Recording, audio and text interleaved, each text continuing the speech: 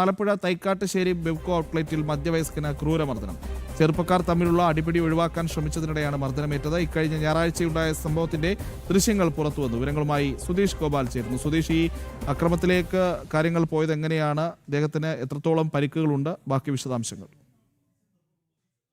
കഴിഞ്ഞ ഞായറാഴ്ച തൈക്കാട്ടുശ്ശേരി ബ്യൂറേജസ് ഔട്ട്ലെറ്റിലാണ് ഇത്തരമൊരു സംഭവം ഉണ്ടാകുന്നത്. അവിടെ രണ്ട് ചെറുപ്പക്കാർ തമ്മിൽ ചെറിയ രീതിയിലുള്ള സംഘർഷം ഉണ്ടായിരുന്നു. ഇത് തടയാൻ ശ്രമിച്ച ഈ മധ്യവയസ്കൻ, ഏതാണ്ട് 50-ന് മുകളിൽ പ്രായമുള്ള വ്യക്തിയാണ്.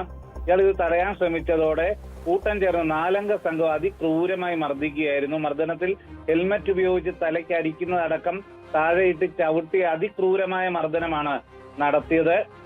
മർദ്ദിച്ച് തളർന്ന് വീണ് കിടക്കുന്നയാളെ വീണ്ടും ഇവർ അവിടെ നിന്ന് മടങ്ങാൻ പോയിട്ട് വീണ്ടും തിരികെ വന്ന് വീണ്ടും ആക്രമിക്കുന്നത് ദൃശ്യങ്ങളിൽ കാണാമായിരുന്നു. അത്തരത്തിൽ അതിക്രൂരമായി മർദ്ദിച്ച് ഇയാളെ പൂർണ്ണമായും ബോധരഹിതനാക്കിയ ശേഷമാണ് ഇവർ മടങ്ങുന്നത്. ഇതുമായി ബന്ധപ്പെട്ട് ഈ ദൃശ്യങ്ങൾ സമൂഹ മാധ്യമങ്ങളിൽ പ്രചരിച്ചതോടെയാണ് വിവരം പുറത്തു വരുന്നത്.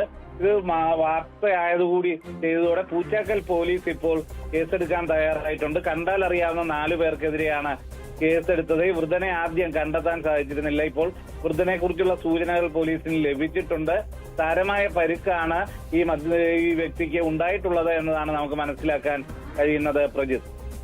ഓക്കെ, സുധീഷാണ് ആലപ്പുഴയിൽ നിന്ന് വാർത്തയുടെ വിശദാംശങ്ങൾ നൽകിയത്. പ്രിയപ്പെട്ട പ്രേക്ഷകരെ, തിരുവനന്തപുരത്ത് ഒരു കൂട്ടം ഉദ്യോഗാർത്ഥികൾ സമരം ചെയ്യുന്നു. കഴിഞ്ഞ കുറേ കാലമായി അവർക്ക് ഒട്ടനവധി ആവശ്യങ്ങളുണ്ട്. പക്ഷേ പഠിച്ചെഴുതി അർഹമായ റാങ്ക് ലിസ്റ്റിൽ അർഹത നേടിയതിനു ശേഷവും അവർക്ക് നിയമനം നൽകാൻ ഈ സർക്കാർ തയ്യാറാകുന്നില്ല. പക്ഷേ സർക്കാർ പറയുന്നത് എല്ലാം കള്ളത്തരങ്ങളും. ഈ വാർത്ത കാണാം ഇടവേളയ്ക്ക് ശേഷം.